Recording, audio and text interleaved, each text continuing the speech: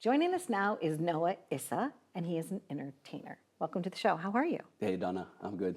Good. I wasn't sure exactly whether to say musician, songwriter, entertainer. What do you reference yourself as? It's all in one, I guess. I'm producer, artist, songwriter, and I make other stuff now too. Lovely. But yeah, music. At what age did you start this journey? I was 12 or 11, and I started making beats like electronically, and that's kind of where it all started, you know? Okay. Did you originally perform for your family and your siblings or friends Not at really. school? I wasn't really like, or no, wasn't really like the kid getting up in front of the living room and like singing for my whole family. did it quietly? It was kind of more of a private thing at first that eventually, I shared at some point, yeah. Got it. People didn't used to just create beats, right? But I have some friends now, and that's what they do, and it's really popular.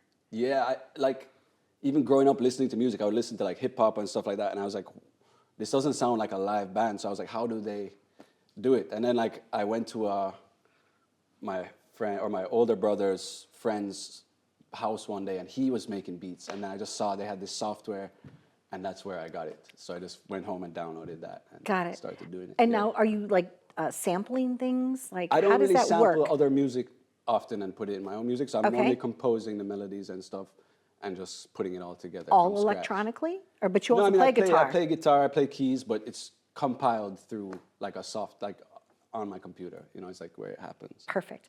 How much time do you spend between the time that you're importing some music and the time that you feel confident enough that it's a product, it's a something? I'm always trying to narrow that gap, but it's tricky. Sometimes by the time it's out, I've heard it a million times. You know how that kind of stuff goes. Yes. So it depends. It can take a long time. Sometimes it's very quick, but usually there is the initial idea comes very fast, and then there's a period of trying to Make it happen. put it into a form that makes sense. So reggae is a certain type of beat, right? But your music expands multitudes of different sounds. Yeah, correct? correct. Okay, so where are some of your influences? There's elements of reggae obviously in everything I do, but it's blended with dancehall, which is more upbeat, which you obviously know, and then there's elements of hip hop and electronic music that I also blend in. So there's influences like Jamaican artists, Bob Marley, Damian Marley, Vybz Kartel, Sean Paul, Wayne Marshall, Bounty Killer, Elephant Man, Beanie Man. All of those would be my influences as vocalists and lyricists. And then, like I said, I'm combining that with just my own production style. So it's kind of using the vocal delivery, but putting it over different kind of beats that you wouldn't normally hear, I guess. So when you first started acquiring equipment and things, right? What are some of your favorite tools that you were so excited to have? I got the greatest microphone, and I got the so when I just interview just a regular musician, right? They might say, "Oh, I love my Les Paul, I love my Gibson, I love my Takamine, I love my this, I love my that," right? Yeah. So, but for you, when you're working in that world, it's not as cool in the digital world, I guess. But no, it's still cool. But I do you grew work up with in your the digital Mac? era, you know what I mean? So Right. I didn't have pieces of outboard gear to record myself. Early on, maybe I did, but Okay. But definitely, I'm always excited about music hardware, guitars, especially, or any kind of processors for guitars, pedals and stuff like that. I'm into, and that's the kind of stuff that digitally you can still recreate it, but there's a certain vibe you get from using those kind of things, and it's interesting to find rare pieces and stuff. So I'm into that, but I grew up in the digital era, so everything was kind of available at your fingertips. For you. And if you don't have the budget to buy a bunch of stuff, it's an easy way to get your ideas out. So Perfect. So are there certain softwares that actually have like patches or certain things or elements that you have to collect in order to make it sound like the way that you want it to sound? Yeah, I Okay. use a software called Ableton Live, and kind of over time just building my own way of doing things through that, and then it kind of shows up in the music as a style. But yeah, there's tons of different digital ways, especially now it's always evolving to be able to get your ideas out. So I still like to sometimes use more traditional, just sit at a piano or play guitar, and that's where the idea will start, and then bring it Goes over in. to the computer, yeah. Because you also do live gigs, right? So it might be you playing guitar, but you're also bringing in the Yeah. music from a Mac or something like that, and Yeah, with a controller, or- like a MIDI controller where you're triggering different parts of the music and then looping stuff and that kind of thing. Amazing, amazing. How did you know that your music was resonating with people? It took a long time. It was really a gradual thing. And there Okay. was like maybe certain things that spiked it, but it was really a gradual thing over time of people kind of discovering. There were certain viral moments, I guess, that kind of spiked it. Like I said, I did the song with Shaggy. I don't know if you heard, if you saw how that came together. Yes. Well, And tell us then- about that. Tell the audience about that. Yeah, it was a Okay. challenge. He did like a open verse challenge. So it's like he'll put his song and say whoever can drop the best verse on my song will then be, featured on the song. And I did an entry for that where I just put my verse on it, and it did really well. And it led to us meeting up in the studio and doing an actual song. So. And that must have felt really gratifying, Yeah, right? it's great. Yeah, It's so really great. Something like that, for example, made a bunch of new people discover me.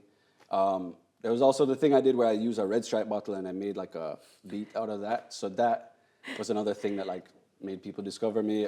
And Jamaica loves Red Stripe, which is where you're Yeah. originally from, right? Yeah. So when I was in Jamaica, I was driving down and I'd be seeing all the Red Stripe, you know. Yeah. So they have certain brands that are like definitely Jamaica. What is the one that they're really cool actually. Yeah. They ended up using the track I did for their Red Stripe campaign for their ad. Wow. Where, if you look online, you can see the No, video I of didn't me know making that. the track.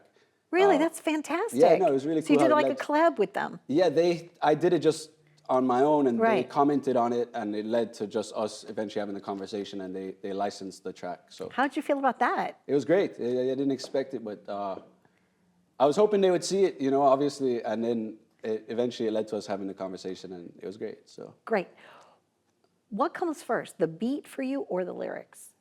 Or is it it's a good depend? question. Yeah. It's always different, but Okay. I feel like I'm always refining the approach, but it's always different. Most times I'm always making beats, so like I always have something to sing over, but sometimes by the time I've made the beat, if I take too long to start doing the vocals, I might be sick of the beat or too used to it. So sometimes I'll record it and then I'll strip the beat away and just redo the whole thing. These days I'll go all the way with it. Like I don't really Okay. I'm willing to scrap it all if I have a hunch and I want to do that. So like sometimes I'll do the whole track and then I'll just isolate my vocal and then I might just delete everything else and start again.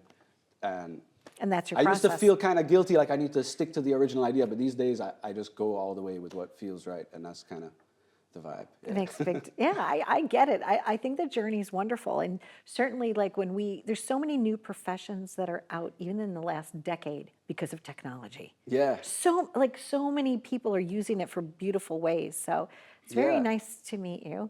course. You're like an electronic artist, a musician, an entertainer. It's like whatever. Yeah, Right? I it's a know lot of there's things, no yeah. labels on you. But music is my first love, I guess. Yes, yeah, Yeah. music is, I think, my first love too.